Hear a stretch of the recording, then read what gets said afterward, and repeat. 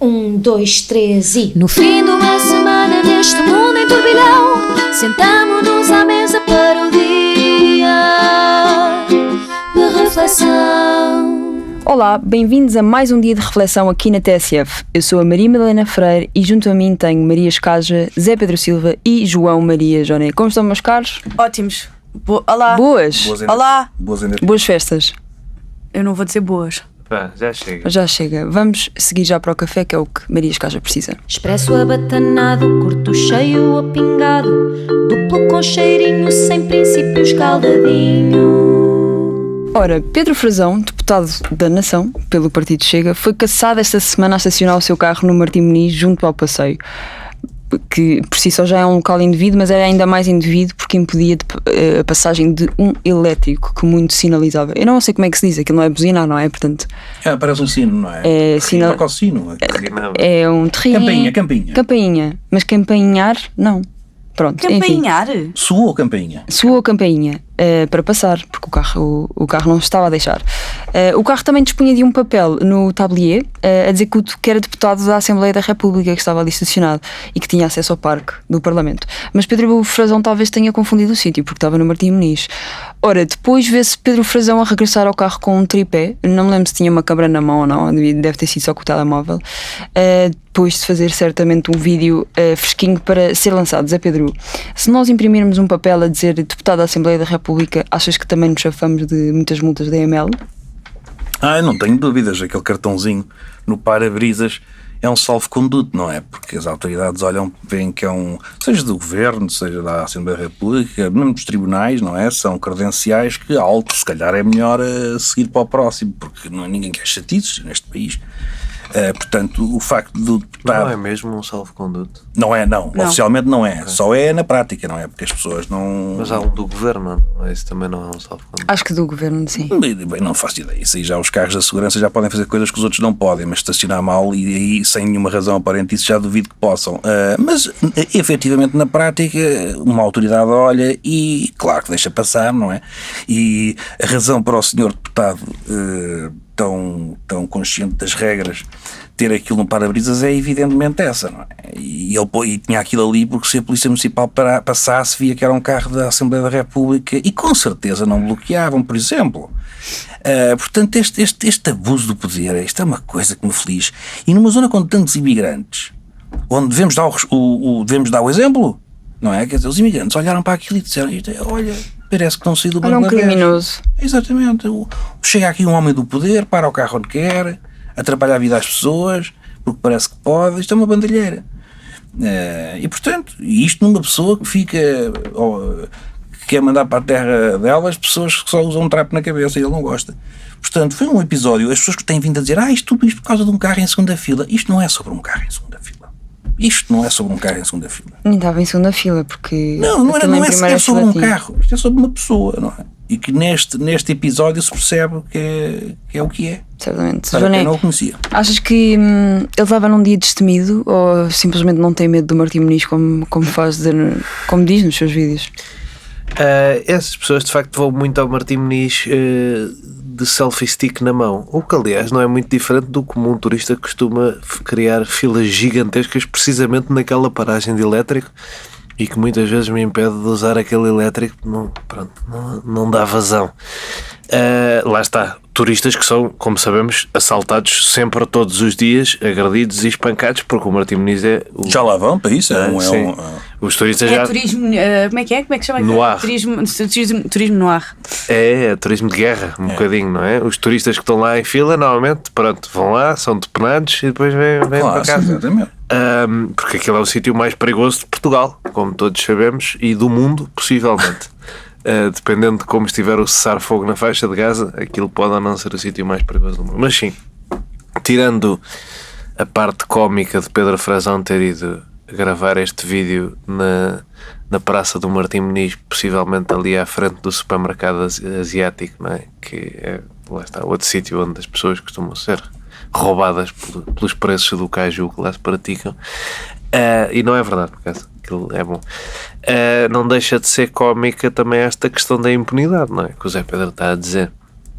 Eu, como sou dos maiores defensores de elétricos do mundo, também talvez, defendo que ele, e talvez gostasse, tivesse levado por trás com aquele elétrico, de forma a partir o carro dele todo. Achas que ele não gostava? Eu não sei, é uma questão que eu tenho. Mas eu sou a favor de porem uma coisa nos elétricos, daquelas que os tanques Um tinham. espigão para uma coisa, destruir Que o que está à antigamente frente. tinha uma coisa à frente de ferro, que eu não sei qual Deviam é. ter. uma coisa que pronto, destruísse os carros. Eu Porque os concordo. elétricos estão eu sou um utilizador frequente dos elétricos da cidade de Lisboa, estão constantemente a ficar presos por matarruanos destes que param em segunda fila nos carris do elétrico. E para mim era, pronto, uma coisa sólida, de aço à frente do elétrico, levava o carro a direito e depois o senhor pagava Uma boa proposta. a substituição da coisa de aço. Aquela discussão que já aqui tínhamos, já aqui tivemos, porque isso resolvia-se tendo o elétrico uma coisa que se chama rodas. Ou seja, se o elétrico tivesse umas rodas. Não, eu prefiro assim. Deixava Não de ser faz um elétrico. sentido. Eu prefiro Faz assim. absolutamente sentido, Passava a sobretudo ser nesses elétricos Um pequeninos. autocarro ou um metrobus, como Carlos Moedas gosta O João de nem pode ter falar. alguma razão quando fala nos elétricos daquele metro de superfície ligeiro. Isso é uma coisa. Agora, este Não se elétrico- pode contornar a má ação das pessoas. Tem que se tirar a má ação das pessoas. Certo, não, eu não estava a defender carros da fila, mas o elétrico. O elétrico pode ser 1 metro de superfície. Ou seja, como se viu com o 15, não é? O 15 foi transformado de uma composição antiga numa composição nova e é 1 Vocês metro já de viram ao superfície. nível dos fios na cidade de Lisboa, aqueles fios todos na. Eu gosto, acho bonito. Não nos vamos desviar. Achas que o maior selo, Maria, achas que o maior selo de Portugalidade que uma pessoa pode ter é estacionar mal o carro? Eu por acaso estava a pensar, vou aqui arriscar imenso, inclusivamente a minha própria cabeça. Lembras-te daquele episódio em que eu falei sobre a cultura portuguesa certo. e que me referia a hábitos e práticas culturais Esqueceste que considero nocivos, não às artes e à cultura. Isto é um bom exemplo dessa cultura portuguesa, que é estacionar em segunda fila. Pedro Frazão, de facto, parece que foi lá mostrar aos imigrantes que vivem no Martim Moniz que, de facto, para ser português tem que se impedir a livre circulação de transportes públicos na cidade, porque é uma coisa muito portuguesa. Estacionar em segunda fila com as 4 piscas e depois gritar a quem está irritado: passa por cima! Estou a trabalhar. Eu trabalhar ao melhor. aconteceu-me uma vez estar doente, vir do médico, passar na farmácia e estacionei num lugar que eu não percebi que impedia o elétrico de passar. Era assim, tipo, meio lugar, meio não lugar, e eu estacionei tipo só para ir à farmácia. E às tantas, eu estava na fila da farmácia há pá, aí 1 minuto, tinha acabado de entrar, e aparece um senhor a dizer: aquele carro, não sei o quê, descreveu o meu carro, é de alguém, e eu é meu, ele está a bloquear o elétrico. E olha, eu digo que foi dos momentos em que eu senti mais vergonha na minha vida. Eu quis enfiar-me num buraco, eu tive quase para dar a chave do carro a alguém e dizer: fico leve, eu fico, tiro dali, leve-o, que eu não quero ser vista. É horrível. É horrível, fiquei mesmo aflita. Cheguei lá fora, pedi imensa desculpa ao senhor. Portanto, eu não percebo. Eu vi o vídeo do Pedro Frazão a voltar para o carro, tranquilão, na boa. Esta pessoa não tem qualquer respeito pelos outros. Eu acho que ele estava É a que sofrer ainda- Por acaso ele Não, deu uma desculpa lá. corridinha cómica. Não, mas ele ainda abriu a porta Johnny, atrás do carro para pôr o tripé, Johnny, fechou mas a é assim, porta, eu foi já, para a porta eu já dele. passei, eu já estive na situação de, e no meu caso foi mesmo sem querer, eu achei mesmo que não estava a bloquear o elétrico. Ele não tinha qualquer dúvida, não é? Tipo, ele, não havia hipótese de um elétrico passar ali. Ele sabe lá o que é. Eu foi mesmo tipo. Sim, às vezes deixas o carro um bocadinho para Foi fora. literalmente, o elétrico não passava por centímetros. Mas olha, o meu E eu elétrico fiquei na minha cidade aflita. não teria misericórdia do teu carro. Ficavas sem Não, carro. o meu elétrico da cidade também não teria misericórdia do meu carro. Pronto. Eu neste momento teria a parte a traseira esquerda do carro destruída. Pois. Mas pronto, Precisas de ajuda. está Pedro Frazão Para abrir as sentenciado, não sabemos. Agora já está bom. Não sabemos se vai aprender com a lição. Vamos agora para a nossa reflexão. Esta terça-feira celebrou-se o 25 de novembro, data que agora parece ser controversa na política portuguesa e a qual Marcelo Rebelo de Sousa, no seu último discurso da Assembleia da República, apelidou de batalha cultural. Porquê? Porque uma parte da direita utiliza e desmerece o 25 de Abril, uma parte, dizendo que o verdadeiro dia da democracia é o 25 de novembro, e uma parte da esquerda desmerece o próprio 25 de novembro. Todos os partidos discursaram na sessão solene no Parlamento, entre muitas críticas, ainda se conseguiu apontar o dedo à decoração, ora rosas brancas, ora cravos vermelhos. Havia discórdia na melhor flor. Tendo sido criada uma comissão específica para a celebração deste dia, houve festejos na Praça do Comércio em Lisboa, com uma parada militar, que acho que é o que se apelida aquilo, que acabou por parar o trânsito e complicar a vida de todos de manhã. Johnny, achas que existe uma tentativa agora de reescrever a história ou uma vontade necessária de relembrar que a Revolução não se fez só num dia? Eu acho que as cerimónias como estão feitas, com tanques na rua, a sessão como ela existe, já estão a tocar no reescrever da história. Não é por isso que eu não valorizo o 25 de novembro. Não, aliás, eu não valorizo muito o 25 de novembro enquanto data única. O 25 de novembro faz parte, como imensas coisas, do processo de conclusão da Revolução. E portanto toda a conversa de que sem ele não haveria eleições, sem ele não haveria democracia liberal é a meu ver exagerada. Pelo dia, o dia não foi assim tão decisivo. O dia foi controlar grupelhos de extrema esquerda que puxaram o gatilho demasiado rápido. Há ali um processo, não é? Há um problema a partir do 11 de março, há o Vasco Gonçalves, a partir do momento em que o grupo dos 9 se organiza, afasta o Vasco Gonçalves, o Pinheiro de Azevedo se torna primeiro-ministro, portanto já estamos a falar de agosto de 75, não vamos andar a celebrar o 29 de agosto, o 19 de setembro, porque o Pinheiro de Azevedo tomou posse, porque o Pinheiro de Azevedo passou a ser primeiro-ministro e deixou de ser o Vasco Gonçalves. Isto é um processo, e portanto escolher esta data como simbolizadora de um processo que para mim está mais do que dentro do processo que começou no 25 de Abril, e lá está, com os protagonistas do 25 de Abril, que são que as pessoas do grupo dos 9 são, não acho útil. Acho que obviamente foram heroicos os membros do grupo dos 9, tal como foi heroico Mário Soares a 23 de novembro de 75 na Fonte Luminosa, e o Partido Socialista no geral, Salgado Zanha também. Se calhar até mais heroicos do que alguma direita que legitimamente, o próprio Soares também acabou por optar por isso, mas legitimamente a direita já estava mais concentrada há algum tempo na ideia de que ia ter que se partir o país em dois e que ia ter que se fugir para o norte e tentar recuperar o país de lá, tipo Vietnã ou Coreia, mas na parte em que o norte é cara à direita, ao contrário desses dois países. E nisso, esta ideia de que o CDS, o 25 de novembro é uma coisa do CDS ou do Chega, é particularmente cómica por isso. É muito mais uma coisa do PS e da esquerda moderada, uma vitória, uma ação política da esquerda moderada numa tentativa de manter o país unido, do que é da direita política, que nessa altura estava mais numa de, bem, já demos isto por perdido, o Sul por perdido, e vamos para o Norte tentar organizar isto. Portanto, nesse sentido, o que acontece a 25 de novembro, o não dar o Sul por perdido, não dar a área metropolitana de Lisboa por perdida nem por um segundo, o heroísmo de fazer frente à força da esquerda radical nesta zona do país, e de alguma colaboração velada do Partido Comunista até algum tempo antes do golpe, é mais um triunfo lá está, da esquerda moderada do que da direita. Portanto, esta coisa da direita a abraçar isto, para mim, chega a ser cómico, tendo em conta a leitura da história que eu faço. Cada um faz a sua, nomeadamente pessoas que não sabem ler. E essas leituras são sempre extraordinariamente criativas. Eu acho que não há um episódio que tu não acuses alguém que não saiba de ler. Mas eu não sei se já reparaste. Já nem conheço muitas pessoas que não sabem ler. Pois. Cruza-se diariamente. É uma preocupação. Estão ali 60 iliterados. 60 não, coitado do Mitar Ribeiro, que ele consegue ler os insultos do André Ventura. E o André Ventura também dá de saber. Portanto, estão ali 58 possíveis iliterados. E portanto, como eles lá estão e fazem barulhos e coisas, grunhidos, eu tenho que falar sobre eles. Escaja, encaras o 25 de novembro como o Johnny o faz, ou seja, como uma consolidação da democracia, ou consideras ser um dia que desvia a atenção da importante data 25 de abril?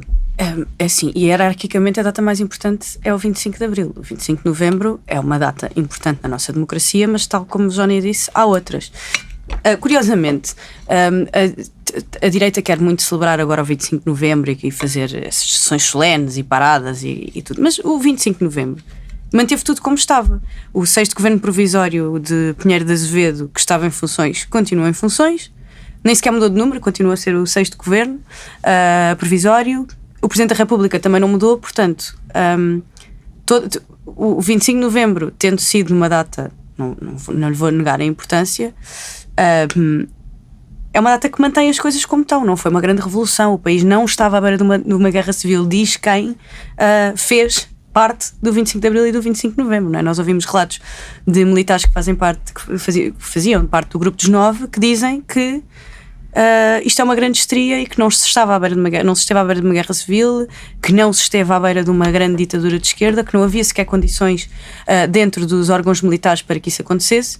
Portanto, há uma tentativa de equiparar as datas que não é real, porque as primeiras eleições livres... Mas achas que é o que estão a tentar fazer, equiparar as datas? Acho que sim, não é? Acho que se viu ontem, pela importância solene dada a esta data, que não se dá a outras. As primeiras eleições livres são antes do 25 de novembro, portanto a ideia de que estávamos reféns de uma grande ditadura não é real. E depois Marcelo Rebelo de Sousa diz que sem o 25 de novembro não teria havido Constituição, mas curiosamente quem propôs esta cerimónia evocativa foi o CDS, que votou contra a Constituição. Portanto, na altura eles não estavam tão preocupados com a Constituição como estão agora. Eu acho isto tudo muito hipócrita. E acho que há uma tentativa na direita, uma tentativa reacionária de também haver uma data que, como o 25 de Abril está tão ligado à esquerda, também porque a direita se demarca dele, não é? Porque a data supostamente devia ser de todos. Mas há muita direita que se afasta e que se demarca do 25 de Abril. Portanto, tive que encontrar a sua própria data e então fez este espetáculo um bocadinho, eu acho... Se bem que temos uma geração mais nova, eu acho, de direita e centro-direita mais consciente do 25 de Abril. Não estou a falar da geração colada à extrema-direita, sim, mas uma geração, pelo menos que eu veja ou que eu conheça, PSD e CDS, que, e ainda bem, isso que vê a data com outros olhos. E isso é bastante importante, porque é muito importante lembrar Abril. Temos aqui uma pessoa na sala, por exemplo, que já liderou a presença do JSD. Nunca liderei nada. Sim, mas impulsionaste um bocadinho a presença da JSD na descida da avenida. Eu queria só dizer, e agora vou aqui mudar, daqui a bocadinho vou mudar um bocadinho de 25 de novembro. Há vários 25 de novembro, para mim, um mais importante de assinalar do que outro.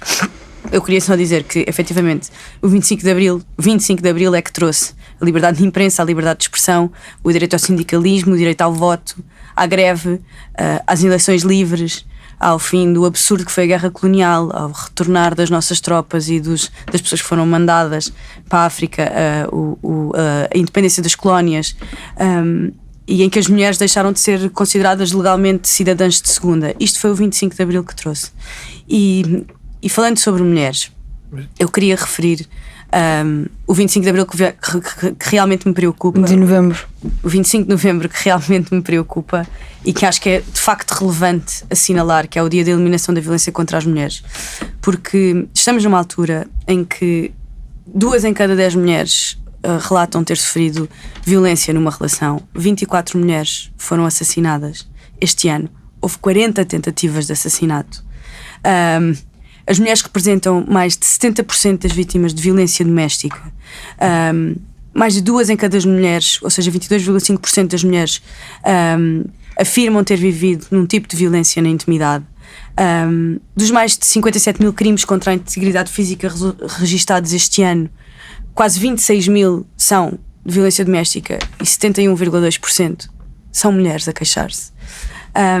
E é este tipo de violência que leva a coisas como o que aconteceu na Terceira, nos Açores, em que uma rapariga foi violada por uma rapariga de 16 anos foi violada por um rapaz de 25, teve uma hemorragia grave, teve que ser operada, fruto da força da penetração e da violência daquele ato, e os juízes consideraram que não ficou provado que esta tivesse, e cito, dito que não pretendia que o arguido lhe introduzisse o pénis na vagina.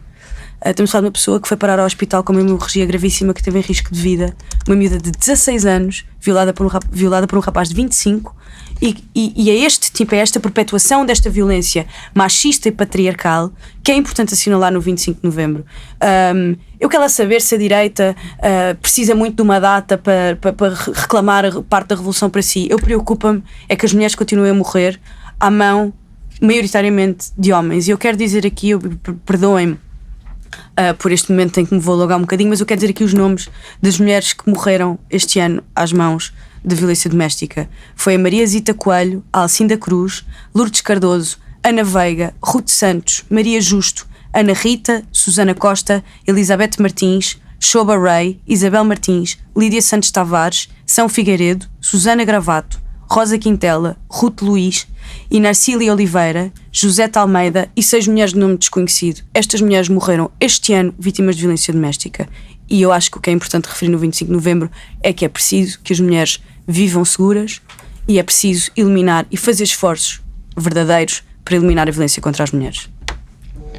Zé Pedro, pronto, isto depois do discurso sério de Maria Escaja, tinha uma pergunta mais tonta para ti. Queres que eu possa aligerar só para dizer que esta coisa é exatamente o que a direita faz e que eu acho mal, que é não se pode andar e mascar pastilha elástica ao mesmo tempo, não é? Obviamente que o dia é importantíssimo pelo combate à violência contra as mulheres e o dia é importante, a dinâmica é importante pelo que se passou em 1975. Sim, mas o que é que tu ouviste, o que é que foi importante ontem, o que é que foi relevante ontem, o que é que o governo falou ontem, o que é que o governo fez ontem, não foi violência contra as mulheres que falou, mas tu não tens que ir atrás. O Presidente da República falou disso ou falou sobre o 25 de novembro? Tu não tens que ir atrás em sentido contrário e dizer este é que é o 25 de novembro que me importa, podem ser os dois. Não, eu posso dizer o que me importa a mim. Sim. Eu posso dizer, efetivamente. Certo, eu estou a dizer não tens que. Mas posso? Eu não te falei de poderes ou não. E como não tens, também seria, lá está, há aqui um argumento diferente, que é, a 25 de Abril não se fez absolutamente nada do que a Maria Escaja disse, não é? Talvez nem acabar com o PID. Nada acabou no dia 25 e a maioria delas nem no dia 26. Foi o 25 de Abril que iniciou os processos que acabaram com estas coisas que eu disse. É verdade. Não foi 25 de novembro, que foi um ano e meio depois. Incluindo o 25 de novembro. Foi uma coisa que resulta do 25 de Abril. Sim, mas dirás que o 25 de Abril é a cisão necessária para que o processo se faça. Obviamente. Agora, o 25 de novembro é também um produto da Revolução. Sim. E as conclusões que as pessoas tiraram a seguir àquilo. Sim, mas eu acho que a Escaja não estava a negar isso. Acho que há uma desvalorização desnecessária depois. Acho que é overcorrection, é só o meu ponto. Não é um dia indiferente, não é um momento indiferente. Mas eu não disse que era um dia indiferente.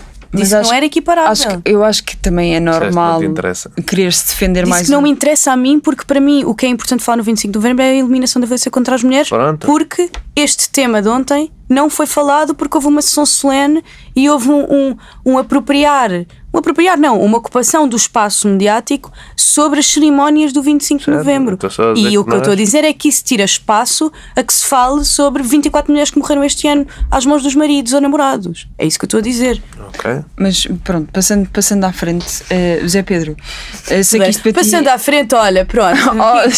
Não é só para tempo, mas acho que o assunto é importante falar-se. Zé Pedro, continuando aqui no tema do 25 de novembro que a direita quis celebrar ontem, reservo para ti a pergunta mais importante e que eu acho que para ti foi... A era tonta, agora é importante, mas chega à marinha, não é? Sim, estou a ser irónica que tu gostas. Ok, adoro. Pelo menos foi o que tu mais falaste ontem, eu acho que para ti foi o mais importante, que é, preferes rosa branca ou cravo vermelho? Pois é, sim. Mas tens que responder. Eu adoro botânica. Tens que responder qual é que tu eu não gostas faço mais. ideia nenhuma. Pois, eu sabia que não ias responder. Vou lá as duas. Repara uma coisa, eu estava aqui com imensa intenção a ouvir-vos, por uma razão simples, porque eu já não sei há quantos anos é que no dia 25 de novembro, de uma maneira ou de outra, seja a escrever em notas, seja em podcast, digo coisas sobre o 25 de novembro. É um país de loucos, nós não conseguimos fazer em 50 anos, não conseguimos fazer um aeroporto, nem sequer conseguimos olhar para uma data. Isto é mais difícil marcar o 25 de novembro que o Natal, não é? Quer dizer, então o que é que faz a 24? Repara, e nós temos os heróis do dia vivos que nos dizem coisas, e mesmo assim há pessoas que falam em cima deles, como tal, e o general e diz: isto não é para comemorar, é para assinalar, é uma data importante, mas não assim tanto. Portanto, a data que marca o 25 de abril, e portanto, depois a partir daí há uma série de acontecimentos onde se insere este. Portanto, isto está a dizer um dos homens que esteve lá que com o fez. G3 na mão. E aparece outro e diz: cala-te, não, isto foi o dia que mudou. E é muito irritante isso. Outra. Para não dizer outra. E isso é uma coisa muito irritante. Eu, de facto, fico muito enervado. Porque isto não foi uma coisa que se passou há 100 anos e que nós não temos as pessoas vivas para contar a história. Estão cá muitas, não todas, como é evidente. E, portanto, sabemos o que se passou e sabemos o que elas dizem. E, portanto, há claramente um aproveitamento. É evidente. Sim, é uma resposta à abrilada, não é? Portanto, como eu sou de direita, para mim... É que ainda por cima, nós ainda temos a sorte de podermos perguntar a quem fez o 25 de Abril e o 25 de Novembro o que é que eles acham que se deve fazer. Pronto, exatamente. Há um aproveitamento para eu não gosto assim tanto do 25 de Abril porque sou de direita, tive verdades que foram roubadas. Tu pareces o Hermano José desde ontem, juro genuinamente. Desde onde? Assim, o vídeo que fizeste para as redes sociais, parecias o Hermano José. Que é só desde ontem. Já me chamaram tudo, mas olha que essa é a primeira vez. Mas é elogio. Já me chamaram tudo. Eu sei. Não, Ele estava a dizer uma coisa tão engraçada sobre o Betis e não deixa. Exato, não, e portanto é aquela coisa. E o 25 de novembro funciona para isso, funciona para essa distinção, não é? Portanto, o dia que para mim verdadeiramente representa a liberdade é o 25 de novembro e, portanto, em princípio, estás de plover de bico. Agora, eu disse? Plover de bico. Plover de bico, plover, ou então pelas costas. De bico pelas costas. De bico pelas Não, costas. porque é novembro, está frio. Isso, pois, exato, tem que estar vestido. Mas, portanto, neste aspecto é muito irritante e quase revoltante. Mas é de propósito. Como? É de propósito, há algumas coisas serem irritantes. É suposto. Eu acho que se devia fazer uma coisa onde eu estava a pensar nisso, que era: ninguém pode dizer nada sobre o 25 de novembro se a família não estivesse em Portugal. Isso limitava bastante. Isso, cortava para aí metade dos disparates. Limitava bastante. A sua família estava no Brasil, dia 24 de novembro de 75. Peço desculpa, não está qualificado para falar. Não sobre pode. isso. Não pode. Está proibido. Lei da rolha. Mas para terminar aqui esta minha tese, como digo, que é todos a dizer a mesma coisa, chega a esta altura, portanto, há as músicas da Mariah Carey, não é? Nós, no nosso caso, no 25 de novembro, temos a nossa música. Claro. É o nosso Thanksgiving. Há uma série de datas, o Johnny dizia, é uma evidência. Para mim, por exemplo, a data que eu mais aprecio é aquela em que há uma revisão constitucional, que é a 82, para mim é essa. Bora fazer os dois uma festa disso. Por acaso podíamos começar. É aí que este... Deixa-me ver o dia. Em que dia, pois é isso? Que se consolida assim mesmo, com alicerces, sabe mesmo, lá para baixo da terra, inabaláveis, com um sistema antissísmico. Mas sabes como é que se calava este debate? Era pôr o dia como um feriado. Eu acho que aí ninguém dizia nada. Pronto, repara. Todos os dias podiam ser feriados. O dia em que acabou a PIDE, o dia da independência de cada uma das colónias, podia-se também fazer o dia lá está, o dia que o Vasco Gonçalves saiu de Primeiro-Ministro. Todos os dias. E depois ninguém trabalhava. Podia ser assim. Sim. Eu acho que toda a gente ia gostar. Sim, calma. Essa proposta passa já. Espera, se estamos a falar de não ter feriados, se houvesse dias de... Viva o 25 de novembro se for feriado! Agora tenho uma coisinha a dizer. Se houvesse dia de independência das colónias, acho que quem não ia ficar muito contente era a Elma Aveiro. Mas pronto, só queria pôr essa. Exatamente. Agora tinhas... quê? 30 de setembro, é Pedro? O que é que é Elma Aveiro? Vamos fazer uma cerimónia. Desculpa, vocês sabem que eu adoro a planta. Então não é? Não está frente, nem está calor. Ótimo, 30 de setembro. Ou na celebração. Não viste o vídeo da Elma Aveiro? Não. Falar indiretamente para o João Maria e Johnny. Vocês estão na rádio, pelo amor de Deus, não parece que estão no café. A Cátia Aveiro.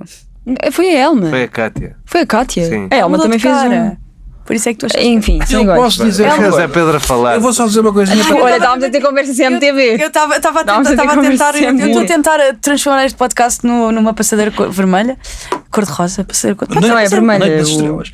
Eu vou dizer uma coisa. Não, isto é Manhã das Estrelas. A CMTV por acaso já tem uma Manhã das Estrelas. O homem não pode falar. Nós supostamente não estamos de manhã. Não, seguinte, tenho uma coisa tão interessante para dizer. Diga. Não, é sobre o que diz a Maria Escaja. É que o Orange Day não é só um day. São vários. Segundo as Nações Unidas, é de 25 de novembro, salvo erro. Vamos fazer fact-check e lá vai alguém comentar dizer que o Zé Pedro é fact-check de todos os episódios. salvo erro, até 10 de dezembro. Alguém disse isso? Isso, eu não percebi bem. Chequem todos os Mas é episódios. Mas é que não és. Todos os episódios. Mas é que não és. E eu pensei, eu já sou- quem me dera termos capacidade para isso. Mas deixa-me dizer isto. De 25 de novembro até 10 de dezembro, e portanto pode-se falar sobre o caso. Pode não, deve falar-se sobre este caso, sobre a violência doméstica, nestes dias todos e para além deles. Não é só doméstica, é violência contra as mulheres. Violência contra as mulheres. O que eu acho é que é preciso, acho eu, e dou este contributo modesto, Diga lá, o que é que que faz? se fale abertamente sobre um tema que não pode ser visto como uma guerra em que nós temos de estar de um lado. Ou seja, se isto não for, porque tu falas da questão que eu não contesto. Não pode ser visto só de um lado, a questão da violência machista, patriarcal, tudo isso. Enquanto não se perceber, porque repara uma coisa, neste caso há muitos problemas de saúde mental, imensos. Porque tu repara, a partir do momento em que há crimes desses cometidos, como tu aí referiste, em que a consequência é também atentam contra a sua própria vida, estamos no campo da saúde mental. Porque a violência é uma violência, é uma agressão, ponto. Quando há uma agressão e a seguir uma agressão contra si próprio com uma fatalidade, isto são casos de saúde mental. E, portanto, eu acho que me parece evidente, enquanto a sociedade não abordar este tema desta forma, Eu não sei se holística, indo aos pontos todos, percebendo se o Estado está a dar resposta a quem tem pensamentos deste género, a quem atenta contra a vida das outras pessoas, com a consciência de que a seguir atenta contra a sua própria. Se nós não tivermos esta discussão, e se andarmos sempre nisto, esta luta, que isto é tudo uma coisa machista, patriarcal, que só quer é espancar mulheres, eu acho que nós não avançamos e não encontramos soluções para atenuar isso. Mas eu não. Atenção. Eu não estou a dizer que tu... Não, eu estou a dizer, eu não discordo. Agora, acho que não podes dizer que todos esses casos são casos de saúde mental. Muitos deles podem ser. Agora, acho que é uma generalização muito grande, mas sim, mas é lógico que a saúde mental é um grave problema e que estará ligada a alguns e o Estado tem mas que atuar. também é certo que a forma como a sociedade lida com a violência contra as mulheres é mais ligeira e está mais enraizada e é mais aceite do que noutros casos. É, mas como digo, não Para além de que andas a ter programas da manhã, e desculpem lá, agora vou ter que dar um bocadinho de opinião, andas a ter programas da manhã que têm uns painéis de comentadores que dizem coisas como às vezes a mulher também dá, às vezes a mulher também é atravessada, às vezes não sei o quê.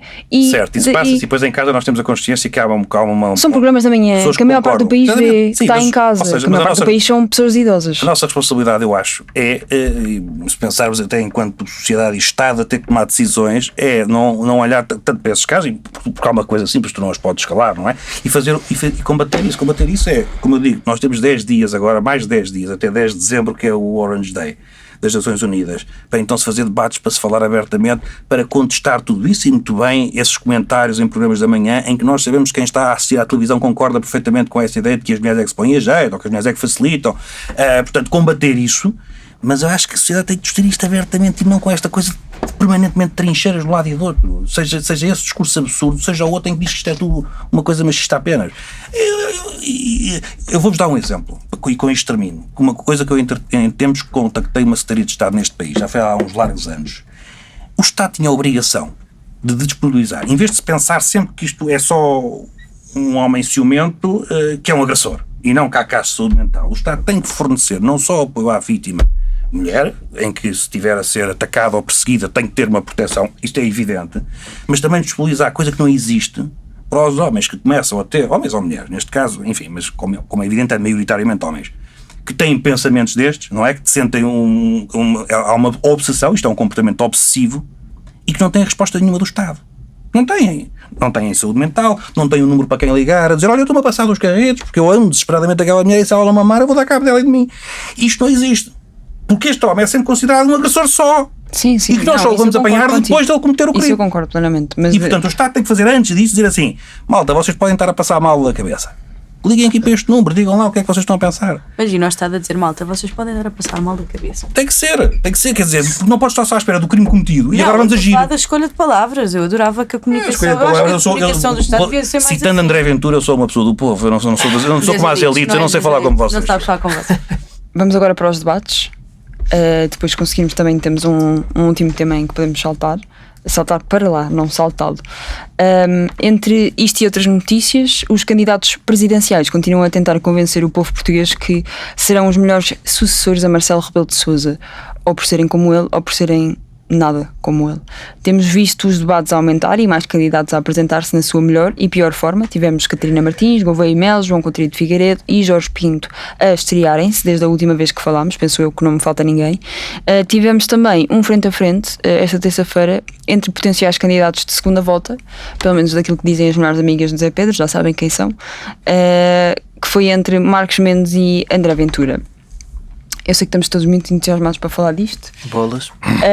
Maria Escaja, o que é que... Olha, começa por mim. Vai começar, sim. O que é que tens conseguido retirar destes debates? Tem-te esclarecido ou os tempos são insuficientes para se discutir matérias de fundo? Eu acho que estes debates não são propriamente para esclarecer, não é? Eu acho que isto É para divertir às vezes. é um bocado é reality TV para quem gosta de política. Em vez de vermos a Casa dos Segredos, vemos os debates. Mas considero quase todos os debates em que isso acontece. Eu acho que é raro. Eu acho que cada vez acontece menos as pessoas decidirem o seu voto em debates.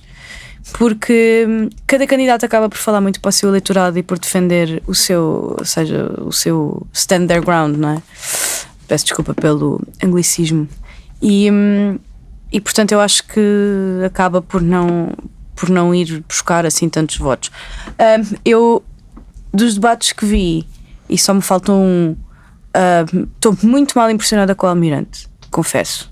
Não esperavas ficar tão mal impressionada com o Almirante. Mas estavas com expectativas? Não estava com expectativas baixas, mas não pensava ficar tão mal impressionada. Eu acho mesmo fraco. Achei-o mesmo muito fraco no debate com a Catarina Martins. Ele já tinha feito mais algum, não? Já? Fez, sim. Já. Coutinho. Exato, foi o Mas eu não vi esse debate, pronto. Só vi o do Almirante que vi foi com a Catarina Martins. Fiquei. Só vês o que te interessa, não é? Não, só vi, repara, não tenho efetivamente tempo para os ver a todos porque é diário. Também vi o André Ventura com o Marcos Mendes. E adormeci ao som de Jorge Pinto de Figueiredo Opa. às 3 da Também. manhã, que é sempre uma coisa romântica e importante. Pronto, estava a dizer que fiquei muito mal impressionada com o Almirante. Estou muito mal impressionada com ela, acho muito fraco. Espero não ter que levar com 5 anos daquele homem como Presidente da República. Até porque ele é muito aborrecido a falar. Eu acho fascinante que se considere como salvador do país pós-Covid uma pessoa que mal sabe falar sobre a SNS. Ou seja, atribui-se a Gouveia Melo a salvação de Portugal quando ele nem percebe bem como é que o SNS funciona. Catarina Martins passou metade do debate a ensinar-lhe coisas, pelo menos foi essa a sensação com a qual eu fiquei. Continuo a achar a Catarina Martins muito bem preparada e muito. Não só por ser, obviamente é a candidata que eu apoio, mas não só por isso, acho que a Catarina está mesmo muito bem preparada. E eu tenho que vos dizer que do debate da Catarina com a Almirante houve um ensinamento da Catarina Martins que eu tenho que levar para a minha vida, que é: eu conheço toda a gente, mas só almoço com quem gosto. Eu tenho que começar a praticar mais isto. Vou poupar dinheiro e vou comer melhor. Eu só almoço com quem paga. Porque eu não almoço só com muito quem melhor. gosto, e isso é o meu objetivo para 2026, é só almoçar com quem gosto. Ou com quem paga. Ou com quem gosto. Não, porque aí, no caso, tipo, Pode ser uma pessoa que tu não gostas, mas desde que pague tudo bem. não, vamos mas depois almoçar. tenho que almoçar com a pessoa. Está bem. Mas eu quero passar mais tempo com as pessoas de quem gosto e menos tempo a fazer ok. fretes, percebes? Tá bem. Quero passar este ensinamento para a minha vida. No debate do Marcos Mendes com o André Ventura, eu saí do debate quase a querer votar no Marcos Mendes, porque de facto o André Ventura tem o condão de me fazer gostar de pessoas que eu nunca achei, de quem eu nunca achei que fosse possível gostar. No caso, Marcos Mendes, eu ontem pensei: olha, bom gajo, sim senhor. E um debate. Sendo que eu não gosto do Marcos Mendes. Um debate André Ventura, Pedro Coitadinho. Frazão, ficas na merda. Como é que fazes Não, isso? isso não há hipótese. Um Valdez é que vais gostar. Eu não sou fã Gostas do da Marcos cara toda? Mendes, eu não gosto do Marcos Mendes, mas ontem acabou o debate e eu pensei: olha, bom gajo que aqui está. Quando ele bater com a Catarina Martins, vamos ver o que é que Quando ele bater com a Catarina Martins, eu vou poder voltar a não gostar dele, porque já. Não, e provavelmente com outras pessoas. A questão é, em comparação com o André Ventura, quase todas as pessoas se tornam gostáveis aos meus olhos, porque de facto o André Ventura é tão. Fala com tanto ódio, o homem está sempre irritado, está sempre com aquele ar de quem está a ser perseguido, todo mundo inteiro lhe deve e ninguém lhe paga, Ele é um ama- ele ama oprimido da demasiado sociedade, o homem está a sofrer porque ama. Olha, Foi o que ele disse ontem. exato. Ele ama demasiado para Estás se a compreender. ver, se calhar é um daqueles exatamente, casos saúde em que mental. ele tem É verdade. saúde mental, em Ama que ele ama demais. tanto Portugal que está a sufocá-la e a bater-lhe e a espancá-la. É uma demora. Porque de facto só isso justifica a forma como ele faz política, como ele faz isto tudo e como ele mina a sociedade. Aquilo é tão feio, é tão mau, é tão violento. O homem a sério, eu estou a ver aquilo e pensar, este homem qualquer dia dá-lhe uma coisinha. Então já lhe deu. Não, deu-lhe um espasmo do esófago, amiga. Isso dava-me a mim ao domingo depois de passar um fim de semana a comer fritos e a beber cerveja. Não é a mesma coisa. Qualquer dia dá-lhe. Porque de facto o homem está sempre tão enervado e tão. Aquilo é tão agressivo. Vai depois aquele início de debate em que estão a discutir flores. Como é que se passa 2 minutos, 4 minutos ou 5 minutos de um debate discutir que flores é que deviam estar na tribuna? Mano, onde é que isso é importante para o país? Ele ficou bem irritado com E o homem estava à beira de uma síncope cardíaca porque havia lá 2 cravos. O homem viu 2 cravos. O melhor foi ele dizer. Não era dia para cravos. Não, ele era morro na mesa. Vocês deram um murro na mesa e dizer que não podem estar 2 cravos na tribuna. Eram 2 cravos, caralho. Depois este não era dia de cravos. Teve mais graça eu começar com as florzinhas, não sei o quê, depois mas não pode haver aquelas flores. Aquelas flores ali ficam péssimas, aquilo é horrível. Aquilo foi de loucos, aquilo é um delírio. Como se o 25 de Abril não tivesse já havido o CDS, já levou cravos azuis na lapela. Imagina agora vimos não pode, porque hoje é dia de cravos vermelhos. É preciso dar um murro na mesa e dizer ao CDS que os cravos têm que ser vermelhos. Senão eu fico aqui a chorar, a berrar, a espernear, a fazer uma birra. Opa, há por um amor de Deus. problema com a direita mais à direita do Parlamento e essas tendências. É uma coisa que é preciso dizer com frontalidade. Isto é um debate presidencial. E não por trás, de facto. Isto é um debate presidencial. Estamos aqui 5 minutos a as flores, incomodaram-me as flores. Mano, se te incomodam as flores, eu não sei o que é que tu estás a fazer como candidato para a presidência da República. Camélia, não é? Por acaso o Jardim Botânico de Belém é bem bonito. Tropical. É o tropical. O Jardim Tropical. É bastante bonito. Olha, eu não sei. Mas olha, eles vão querer mandar todas aquelas plantas que são de fora, eles vão querer mandar as plantas para a terra delas. Vão. Não vão porque foram trazidas ainda no tempo da outra senhora. Portanto, as plantas ainda eram. Eles consideram que as plantas ainda eram deles na altura. Ou dos antepassados deles. Johnny, desculpa, terminaste. Ok. Passando à frente um bocadinho isto das plantas e das flores, achas que é sensato os candidatos tentarem afastar-se do Marcelo Rebelo de Sousa, sendo que, pronto, a sua popularidade, não sei como é que está agora, mas nas últimas 2 eleições foi considerável, e há pessoas que estão a tentar envergar por essa estratégia de pensar, eu não sou como Marcelo Rebelo de Sousa, e Marcelo Rebelo de Sousa tem feito isto mal, e isto mal, e isto mal. Achas que agora é popular não ser como Marcelo Rebelo de Sousa? Não sei.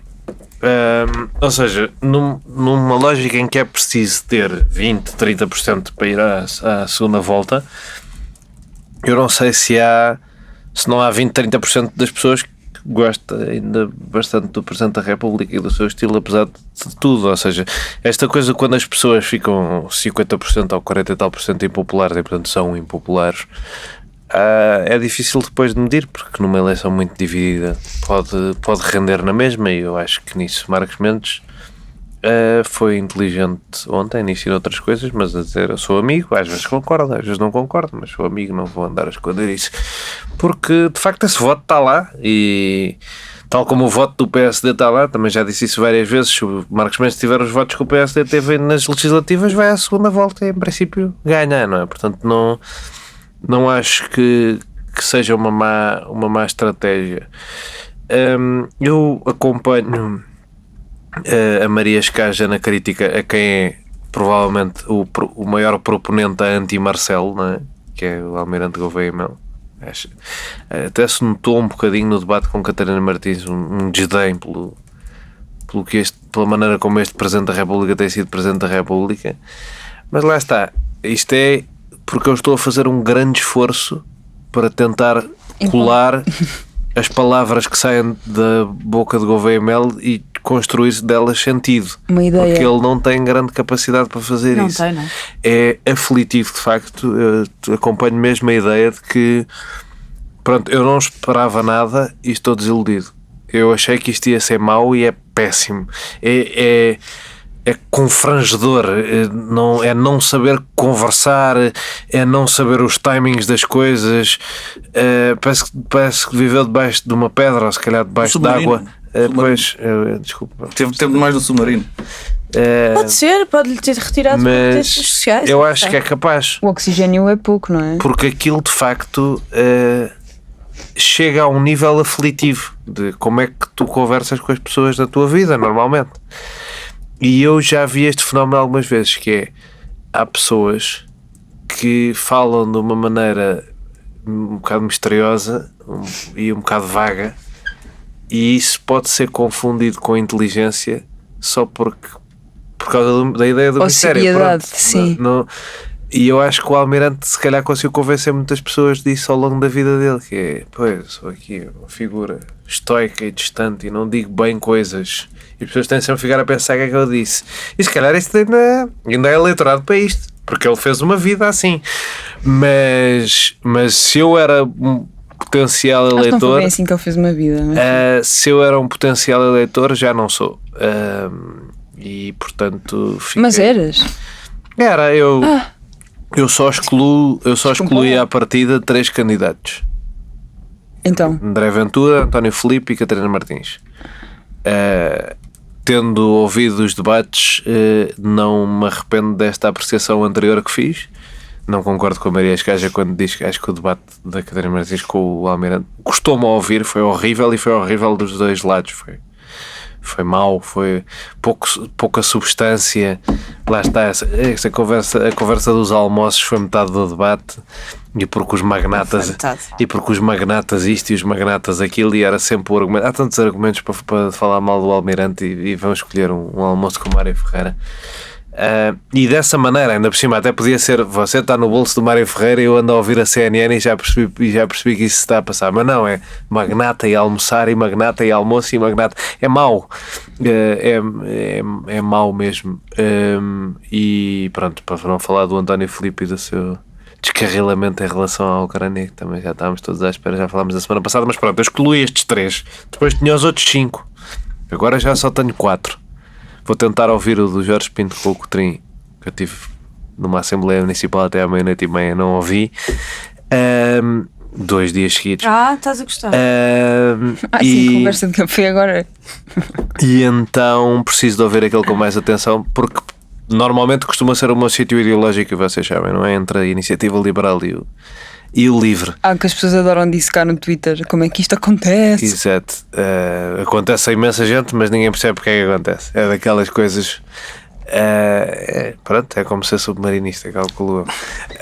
Mas deixa-me passar aqui ao Deixa-me Pedro. só porque eu acho que me falta, e isso também é sintomático, falta-me António José Seguro, que também foi incapaz de deixar uma marca no debate que fez até agora. Nesse sentido, Marcos Mendes já fez um debate muito melhor com André Ventura do que António José Seguro.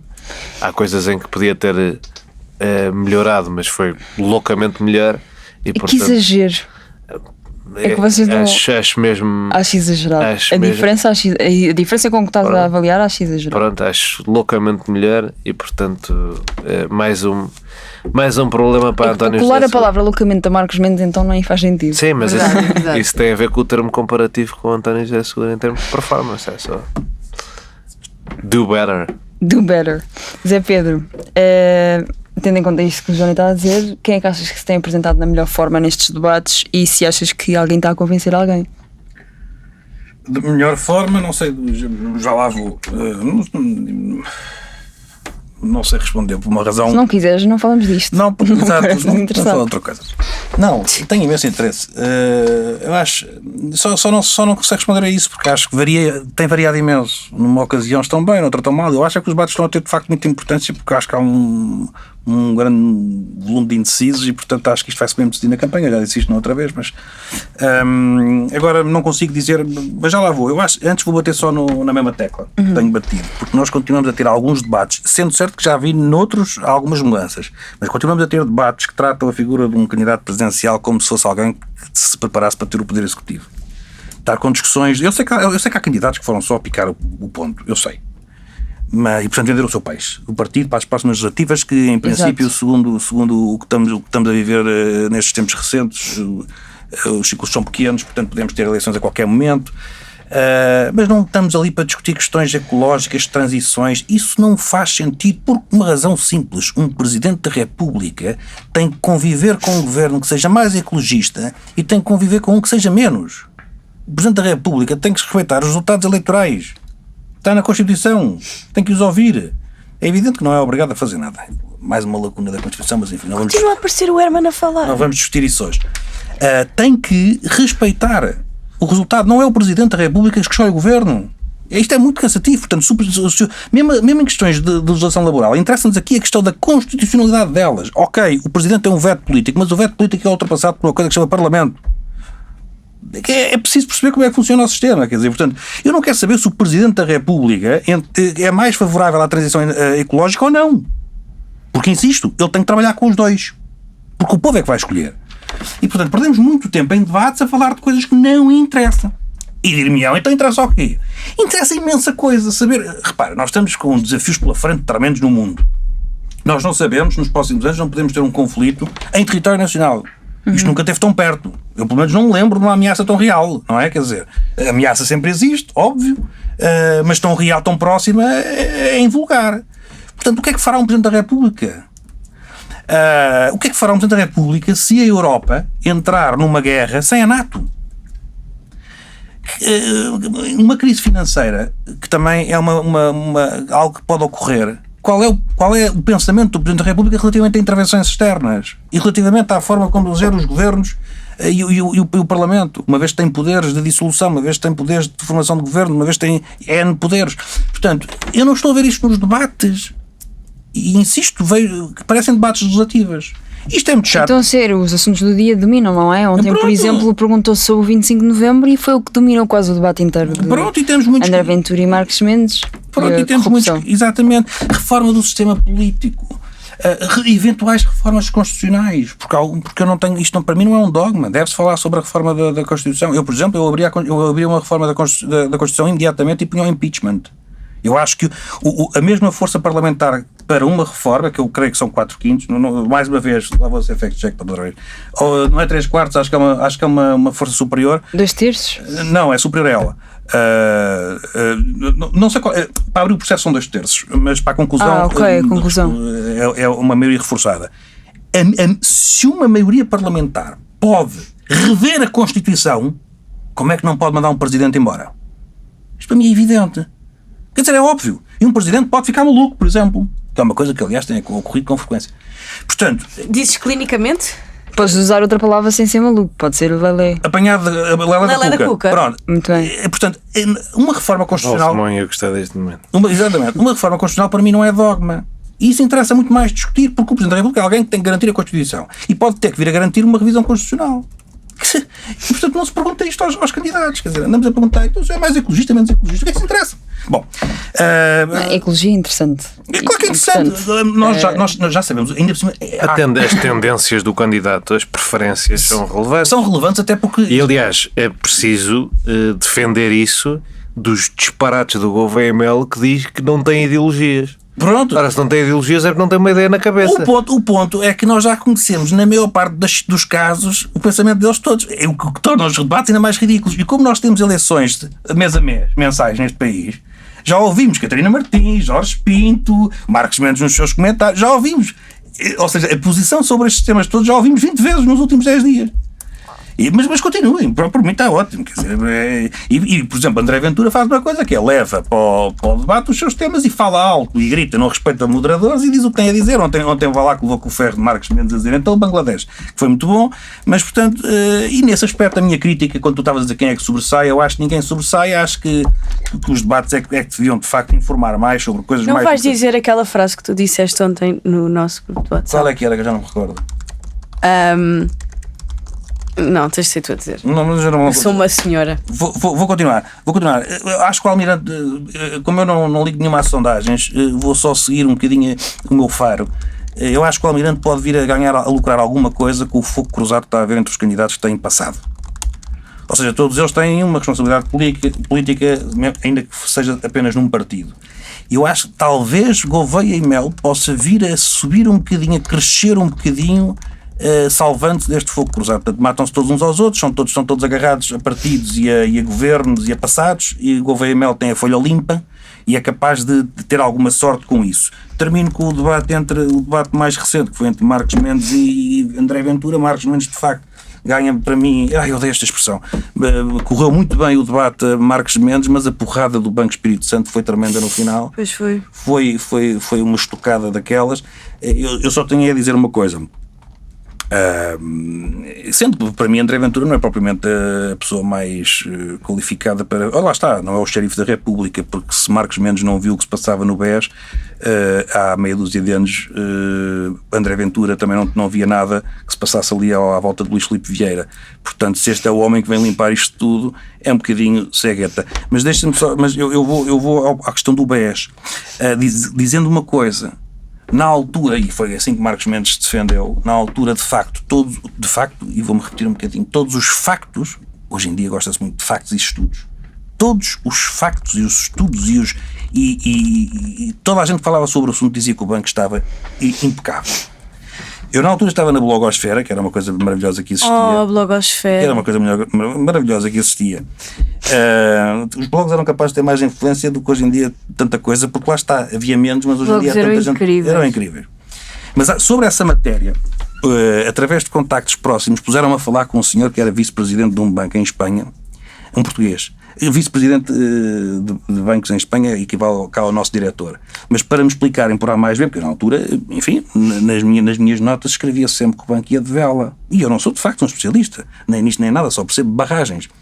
E disseram-me, tu não podes estar sempre a dizer isso, isso não é verdade, isso não corresponde à verdade. O banco passou todos os testes de stress, olha, vais falar aqui com este gajo. Então há um dia de manhã. Stress, tipo eu não correr uma passadeira com a elétrica? Sim, os bancos são sujeitos a testes. Ok. Puseram-me em contacto com este senhor, que durante uma manhã me explicou com imensa calma como o banco estava completamente sólido. E eu dizia, na minha ignorância, desculpa lá, porque é que não recorreu ao fundo com este dinheiro tão barato? Recorreram todos, este não recorre, porquê? Porque é que faz o aumento de capital de 1.000 milhões com capitais próprios? Se o dinheiro está tão barato, dá-me vontade de eu ir lá. Não, mas isso não é assim que funciona, sabes? Não é. E tu repara, olha, estás a ver, estamos aqui no rácio de não sei o que mais. Passado poucos dias o banco foi de vela. Portanto, Marcos Mendes, quando faz aquilo, toda a gente dizia os tais factos, os tais estudos, os tais indicadores, tudo dizia. Mas é que tu não gostas de estudos, é desde aí. Tudo. Eu gosto muito de estudos, é preciso saber lê-los. E portanto, desde que não sejam públicos. Neste caso, a única suspeita que havia, uma delas era esta, era o facto de não terem recorrido. Porquê é que não recorreram ao fundo, ao dinheiro tão barato? Porque isso obrigava a abrir as contas. Eles não podiam abrir as contas. E qualquer pessoa que fizesse um cruzamento entre as coisas diziam, tu não queres abrir as contas, porque tu tens aí um buraco. Mas isto só para dizer, aquilo que Marcos Mendes diz na altura foi uma mariada com as outras, todos diziam, e de facto tudo indicava, todos os especialistas dizia o Banco de Portugal, diziam quem trabalhava nos bancos, dizia o Governo.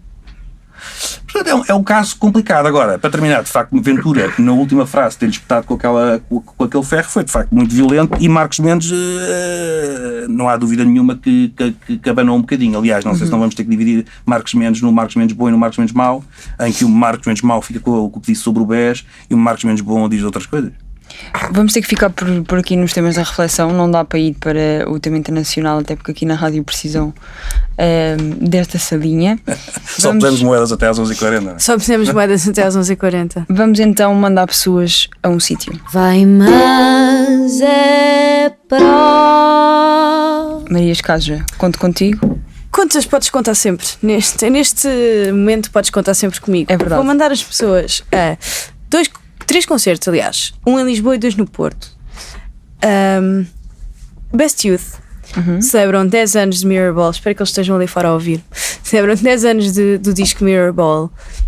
E vão fazer, além de editarem o disco em vinil pela primeira vez, vão fazer um concerto em Lisboa, no Porto, no CCLP, dia 4 de dezembro, e em Lisboa, no Beleza, dia 11 de dezembro, que também é dia da greve geral. Dá para as duas coisas, há tempo para tudo. Depois vou mandar as pessoas do Porto, ao concerto de Tara Perdida, que é dia 6 na sala 2 da Casa da Música. Não confundir com a sala 1, que é sentadinha e postinha por ordem. A sala 2 dá para a malta saltar, cantar e dançar. E ficar com dores de rins. E beber cerveja e dançar ao som de punk rock. Os História Perdida celebram este ano 30 anos de carreira e fizeram dois espetáculos na República da Música em Alvalade em junho, incríveis, devo dizer, só vi um deles, mas foi incrível. E agora levam esse espetáculo à Casa da Música. Depois vou dizer às pessoas para lerem a entrevista do Rodrigo Sousa Castro ao público sobre o 25 de novembro, e sobre a forma como quem viveu a Revolução e quem fez o 25 de novembro viveu aqueles tempos e pensou aqueles tempos. E vou recomendar ainda sobre este tema um podcast que eu comecei a ouvir e que estou a adorar, que é super informativo e está muito bem fundamentado, que se chama De Abril a Novembro, Os Dias Quentes da Revolução, que é da Bauer Media e com a coordenação da Teresa Mota e da Sofia Durão, e é bastante interessante, devo dizer. E isento? Sim, isento, é da Bauer Media, que é de quem tem a rádio comercial e é M80, não é propriamente um órgão de comunicação de esquerda radical. Johnny, tens algumas recomendações para o pessoal? Tenho uma recomendação que é uma... Olha, foi-me recomendado no meu programa no sábado, pela minha companheira de painel Ana Cavalieri, e que eu agora trago para aqui porque entretanto vi, de facto está bem bom. Que é uma série que chegou a Portugal chamada Death by Lightning, chegou à Netflix. Death by Lightning, morto por um relâmpago. Eu não sei como é que se chama em português, como é que estará lá no Netflix. Deve ser péssimo, deve ser uma coisa horrorosa. É uma minissérie histórica de 4 episódios, muito gira, sobre um presidente dos Estados Unidos, muito normalmente esquecido, que é o presidente James Garfield, que tomou posse a 4 de março de 1881 e morreu a 19 de setembro de 1881, porque foi alvo de uma tentativa de assassinato a 2 de julho. E desde aí até 19 de setembro teve a definhar, porque pronto, foi tratado de 6 pessoas limparem os instrumentos médicos, mas foi uma pessoa fundamental na transformação da administração pública dos Estados Unidos para acabar com os sistemas de favorecimento e compadrio que existiam antes e criar um sistema profissionalizado de administração pública, chamada Civil Service Reform, que depois é o sucessor dele que faz, o Chester A. Arthur. Mas pronto, é a história de um presidente a todos os níveis inspirador, pela história pessoal que teve, pelo apoio que dava à comunidade afro-americana, para a época uma coisa extraordinária, e por esta coisa de combate à corrupção. Nos Estados Unidos é visto como muito importante porque estamos perante a administração mais corrupta de sempre, não é? Mas a história é muito gira. Tem o Bradley Whitford e o Nick Offerman, que qualquer coisa para mim que tenha estes senhores é espetacular. E vale muito a pena. A história segue não só a ascensão e depois o fim desta presidência, mas também a vida do maluco que o assassinou, o Charles Guiteau, que era um senhor que queria um emprego na função pública por cunha, e apesar de não ter qualificações, e ficou maluco por não lhe darem. Isto... Às vezes eu penso nesta reforma que os Estados Unidos fizeram nos anos 80 do século XIX e penso que ainda fazia falta a Portugal. Portanto, também por isso gosto deste assunto. Zé Pedro. Olha, 2 coisas. Havia uma terceira, mas já falámos, era a questão do Orange Day, daqueles dias todos, mas por cá, internacionalmente, cá não sei, mas internacionalmente há vários eventos, mas isso já falámos há pouco, Orange Day. Mas por cá temos Vocês sabiam que havia uma casa coerense em Lisboa, em Campo Lido? Então não sei. Maravilha, não sabia. Completo ignorante. E também há uma aqui, ao lado da TSF. Uma casa coerense? Clica. Sim. Isso vai desligar-se. Isso mete-me nervosa. Eu percebi. Mas nesta casa coerense em Campo Lido haverá um jantar tertúlia Asterix em Cora. Um jantar... Isto metendo o Minho. Mas, deve ser bom. Mas aqui ao lado, a Corense, estava só a ver. Mas é um restaurante, sim, mas isto é uma associação. Sim, mas também vão fazer jantar, portanto há de ser. Pronto, aqui é um restaurante. Há de ser parecido. Mas nesta associação haverá. Nós fomos lá. Falando em mim e falando em jantar, está resolvido o assunto. Eu não precisava dizer mais nada. É só dizer o dia e a hora. Mas é um jantar tertúlia com esta história do Asterix em Cora, esta invenção, e portanto deve ser bastante divertido. 29 de novembro às 19h30. Não sei.